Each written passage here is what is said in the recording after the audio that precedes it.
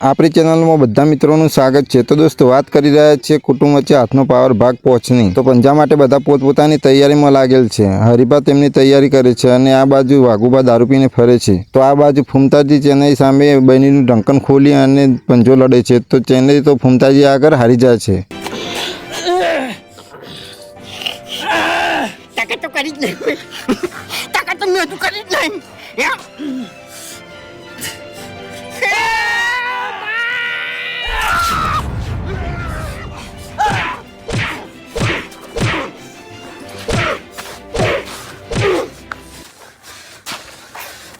બીજી બાજુ ભૂપતજી તૈયારી કરી રહ્યા છે। તો ભાગ 6 જોરદાર ધમાકેદાર થવા જઈ રહ્યો છે। તો જોવાની બહુ જ મજા આવશે। તો તમને શું લાગે છે કે પંજો કોણ જીતશે? તમારી રાય કોમેન્ટ બોક્સમાં જરૂર જણાવજો।